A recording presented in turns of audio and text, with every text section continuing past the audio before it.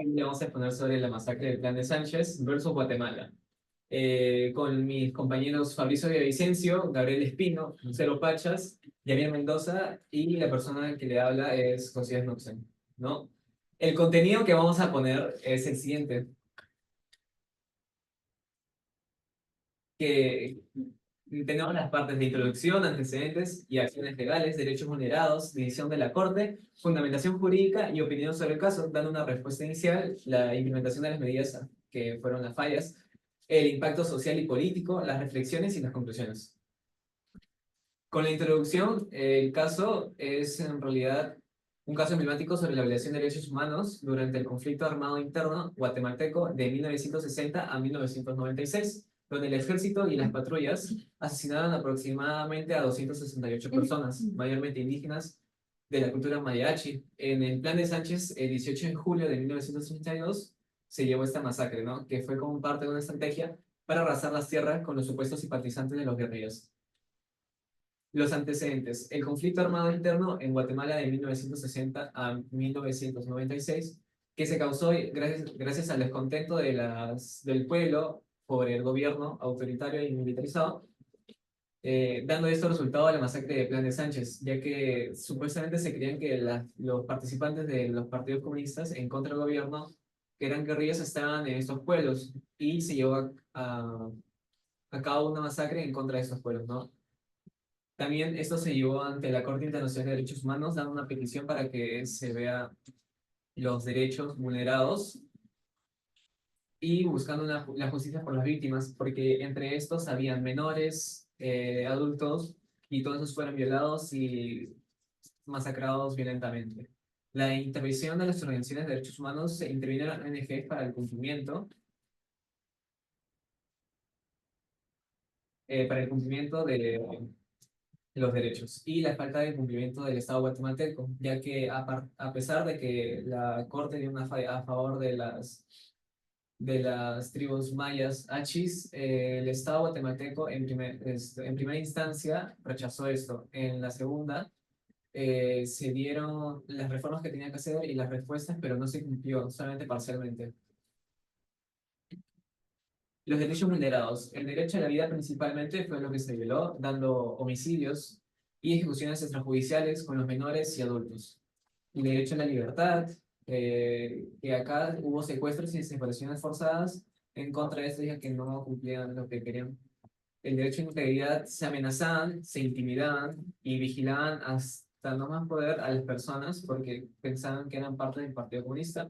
El derecho a trabajo. Estas personas, cuando buscaban trabajo o cualquier otra cosa para subsistir, no se les tomaba en cuenta, solamente se les ignoraba. O sea, el derecho a la vivienda, dentro de este caso, se les quemó sus viviendas y se les explotó con granadas y luego se les tuvo en corrales a todas las personas, separándonos entre niños, adultos y varones, los cuales escaparon y eh, cuando volvieron al lugar, sus casas estaban quemadas, había niños quemados, mutilados y las mujeres también. Y el derecho a la alimentación, se encontraron después de esto, periodo de 2 a 5 años, niños en estado de nutrición extrema y jóvenes también de 18 a 20. Bueno, en la decisión de la Corte Interamericana de Derechos Humanos encontró el Estado guatemalteco responsable por la masacre de Tren Sánchez.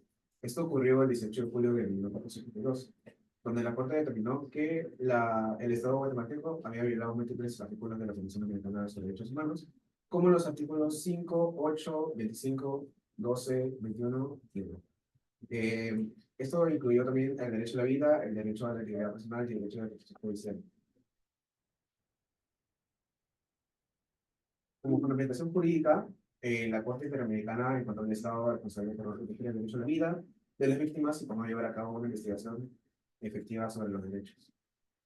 Bueno, criticó la impunidad generalizada y la falta de garantías judiciales, concluyendo que Guatemala no cumplió con su deber de proteger y garantizar justicia para las víctimas y sus familiares.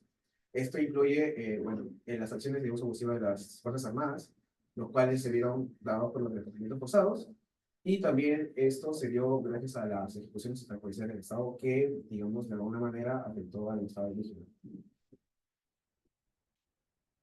En las opiniones sobre el caso, tenemos que, bueno, algunos jueces de la Corte emitieron opiniones concurrentes destacando la importancia de la defensa en el contexto de reconocer y reparar las violaciones de derechos humanos que, bueno, fueron sufridas por las comunidades indígenas durante los conflictos armados.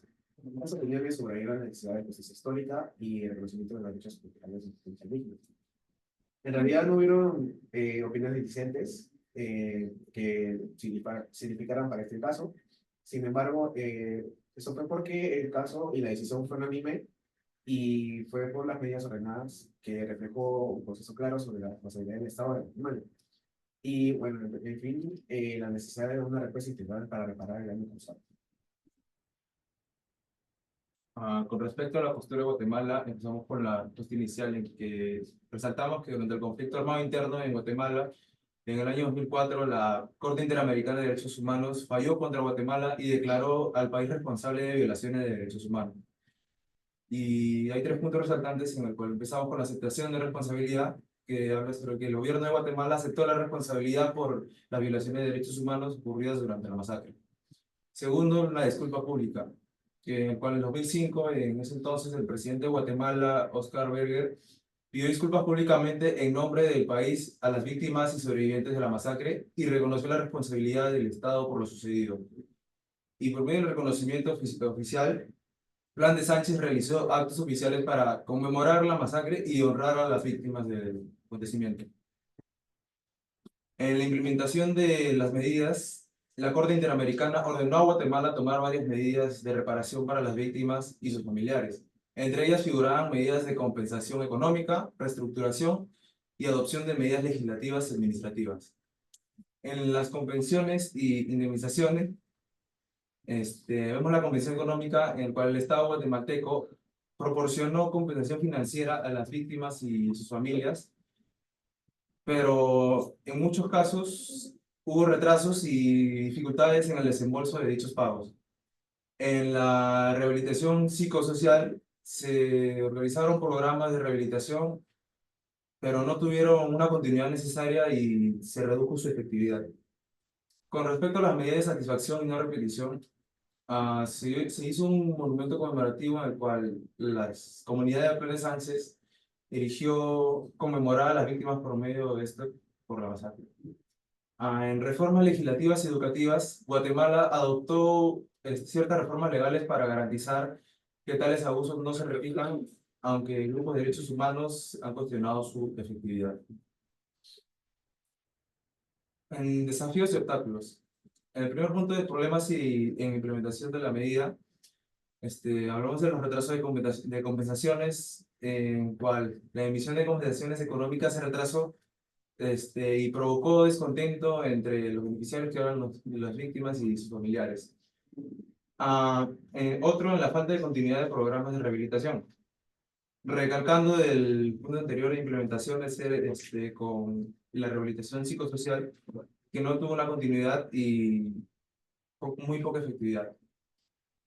Y en la falta de voluntad política, perdón, en algunos casos, la falta de voluntad política y los cambios de gobierno dificultaron la implementación de medidas ordenadas por la Corte Interamericana. Con respecto a las acciones tomadas para superar dicho obstáculo, empezamos con la presión de organizaciones de derechos humanos, en el cual organizaciones locales e internacionales de derechos humanos hoy en día continúan presionando al gobierno guatemalteco para que implemente las medidas ordenadas por la Corte Interamericana. Con respecto al monitoreo internacional, la Corte Interamericana y otras entidades internacionales continúan monitoreando la implementación de la medida y buscando asegurar el cumplimiento de las sanciones. Y con compromisos renovados, algunos gobiernos confirman su compromiso de cumplir las medidas de la Corte, aunque su implementación efectiva sigue siendo un desafío. Ahora nuestro análisis crítico de la decisión de la Corte. Bueno, nosotros sí consideramos justa la sentencia, ya que se investigó a profundidad los hechos que ocurrieron el 18 de julio de 1982. ¿Y esto para qué? Para garantizar una justicia y sancionar a aquellos autores materiales e intelectuales de la masacre del Plan de Sánchez. Lo segundo indicado por la Corte fue el reconocimiento público de su responsabilidad en los hechos. siendo que el Estado de Guatemala admitió su responsabilidad y pidió disculpas públicas hacia las víctimas y sus familias. En tercer lugar, tenemos el mantenimiento de la infraestructura, donde el Estado debe mantener y mejorar la capilla en donde, por las bombas, se destruyó, afectando así a su cultura. En cuarto lugar, la Corte le dice al Estado de Guatemala que debe brindar tratamiento médico gratuito a las víctimas. Esto incluye medicinas y apoyo psicológico y psiquiátrico. En quinto lugar, se menciona que el Estado debe proveer vivienda adecuada para las víctimas sobrevivientes que habitan en Plan de Sánchez. Y esto fue como mencionaron, en esta masacre ocurrieron bastantes destrozos a las viviendas de estas personas. En sexto lugar, implementar la difusión de la cultura maya chi, mejorar la infraestructura vial, alcantarillado y agua potable, además de la capacitación de docentes interculturales. Ya que, como en esta masacre, fallecieron bastantes personas que en realidad transmitían su cultura de generación en generación. Entonces, al asesinar a estas personas, no hubo en realidad una secuencia de esta cultura.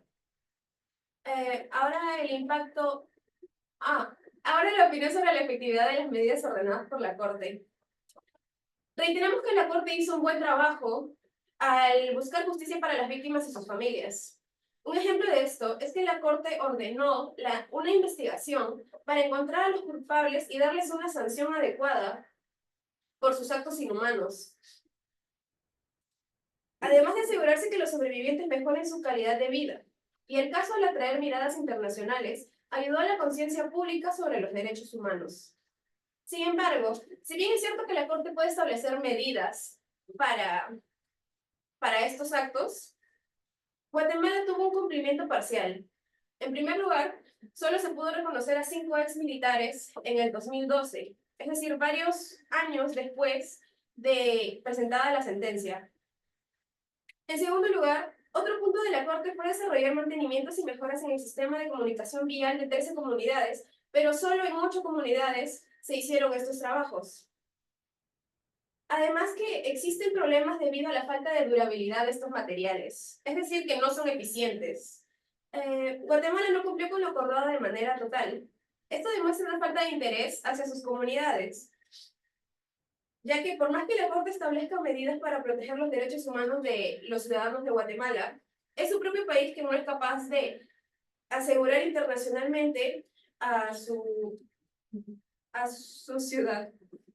Para nosotros, las medidas establecidas por la Corte fueron acertadas, pero dependió mucho de los gobernantes de Guatemala que las decisiones de la Corte sean efectivas en su totalidad para beneficio de los agraviados, ya que Guatemala ha estado parte de la Convención Internacional desde 1978. Sin embargo, se evidencia que en los últimos años se vuelven cada vez más indiferentes tanto Guatemala como su propio pueblo ante estos actos, poniendo en duda la jurisdicción de la Corte. El impacto social y político, lo primero es que hubo un reconocimiento de derechos humanos, ya que el fallo de la Corte Interamericana de Derechos Humanos visibilizó y dio voz y voto a la violencia sufrida por estas comunidades, especialmente la comunidad Mariachi. Lo segundo es la reparación y justicia. La sentencia ordenó al Estado guatemalteco que le dé una serie de medidas de reparación, como indemnizaciones monetarias, un centro de salud y educación, y creación de programas educativos y culturales para la comunidad. Esto no solo proporcionó un alivio a las víctimas, sino que también hubo cierta conciliación en una sociedad profundamente herida por décadas de abuso. Lo tercero es el fortalecimiento de la memoria histórica, y es porque este caso contribuyó al fortalecimiento de esta, creando una narrativa pública de estos abusos, y las medidas de reparación promovieron la preservación de esta memoria de las víctimas y los eventos. Lo cuarto es el compromiso internacional, y es que la sentencia demostró la responsabilidad internacional que tiene la Corte Interamericana de Derechos Humanos al pedirle a Guatemala que cumpla con los procedimientos y políticas según sus órdenes, lo que incluyó mejorar las capacidades institucionales para investigar y mejorar y sancionar, sancionar las violaciones de derechos humanos. Lo quinto es el compromiso internacional. Ahí, ok.